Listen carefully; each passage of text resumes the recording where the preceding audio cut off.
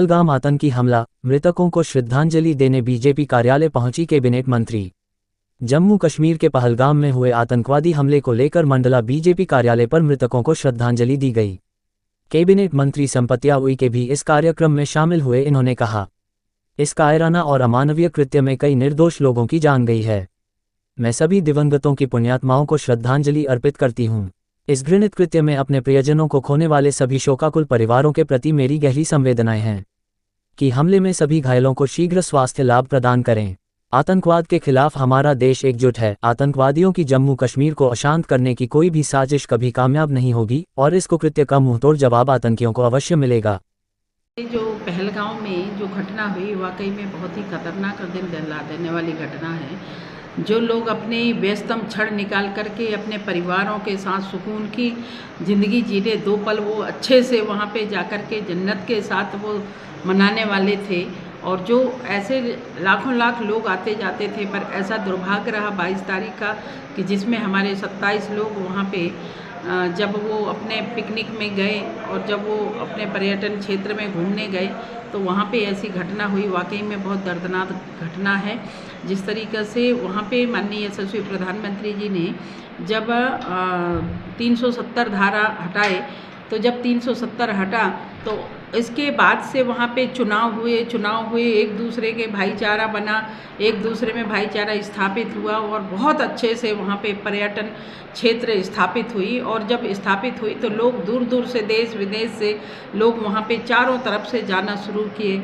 और उनको क्या पता थी, वो तो बेचारे घर से बहुत अच्छे से गए थे, उनको क्या पता थी कि जहाँ पे वो 2 पल अच्छे से जीवन बिताने के लिए अपने परिवारों के साथ गए और वहाँ ये ऐसी घटनाएं हो जाएगी।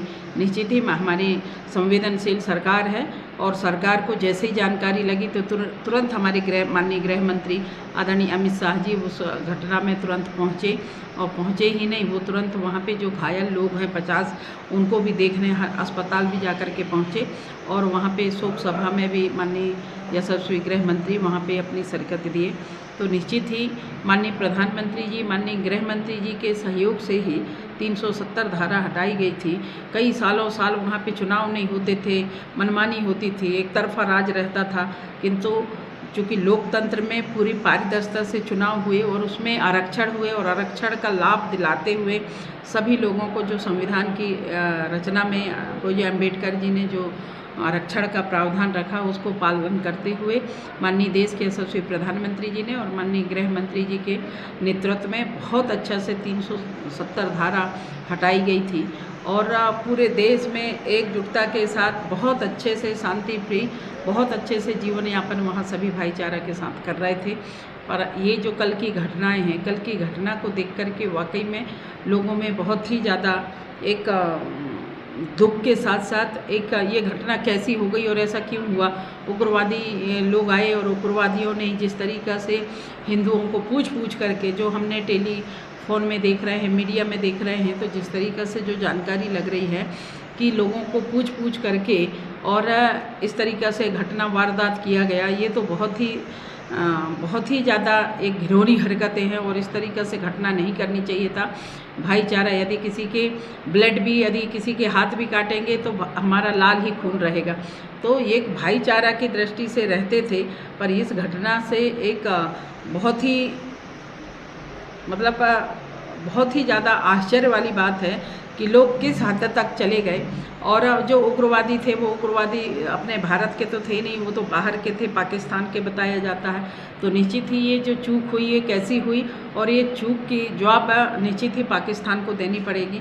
तो जिस तरीक़े से देश के यशस्वी प्रधानमंत्री जी ने हमारे पूरे भारत का बागडोर संभालने वाले ऐसे हमारे मुखिया जो विदेश जा रहे थे, उनको भी जैसी जानकारी लगी वो अपने दौरा निरस्त करके और तुरंत वहाँ पे आकर के ANI और सभी मीडिया के बंधुओं से बात किए और हमारे सभी जो राष्ट्र के हित में और भारत के हित में सोचने वाले ऐसे हमारे सभी जनप्रतिनिधियों के साथ बैठ कर के उन्होंने प्लानिंग किया। और प्लानिंग करने के बाद तुरंत गृह मंत्री, चूँकि उनका बड़ा विभाग है और पहली बार ऐसी घटना हुई, तो निश्चित ही माननीय गृह मंत्री जी ने तुरंत ही वो वहाँ पे जाकर के मौका स्थल पे पहुँचे और पहुँच कर के वहाँ पे वो शोक सभा भी कर रहे हैं।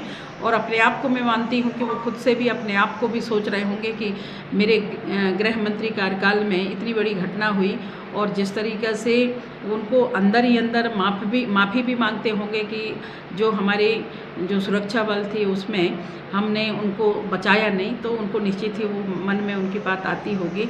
तो निश्चित ही आज हम सब लोग भी भारतीय जनता पार्टी में बैठे हैं और भारतीय जनता पार्टी के कार्यालय में हमारे भारतीय जनता पार्टी के सभी कार्यकर्ता, सभी समाज सेवक और हमारे सभी जनप्रतिनिधिगण यहाँ पे उपस्थित हुए हैं। हम सब लोग भी मिलकर के जो ऐसे मृत आत्मा हैं उन सब के लिए ईश्वर उनको श्री चरणों में स्थान दे, उसके लिए हम लोग भी शोक सभा करेंगे यहाँ पे, और आज हम लोग यहाँ पे उपस्थित हुए। देखिए, पहलगाम में जो बेसरन घाटी पर जम्मू कश्मीर में जो हमला हुआ, जिसमें तकरीबन कमोबेश 27 लोगों की जानें गई हैं और 20 से ज़्यादा लोग तकरीबन घायल हैं, यकीनन ये हमारे लिए बहुत बड़ी एक निंदा की बात है, और जिसके ज़रिए से हम ये पैगाम देना चाहेंगे कि ये ऐसे लोग जो शरपसंद हैं, जो कौम के लिए, समाज के लिए एक काला धब्बा हैं, जिन लोगों ने मज़लूम लोगों के साथ ज़्यादती की है, हम उनकी कड़ी से कड़ी निंदा करेंगे।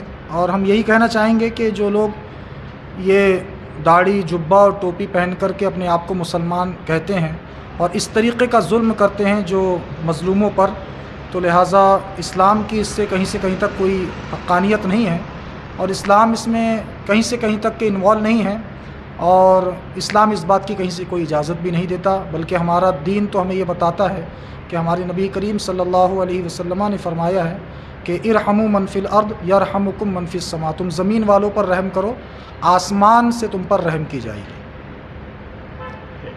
क्या नाम है? मेरा नाम मोहम्मद नज़ीर कादरी है। अपने क्षेत्र की खबरों को देखने के लिए नीचे दी हुई लिंक को टच करें, लाइक और सब्सक्राइब करें, साथ ही बेल आइकॉन को प्रेस करना ना भूलें।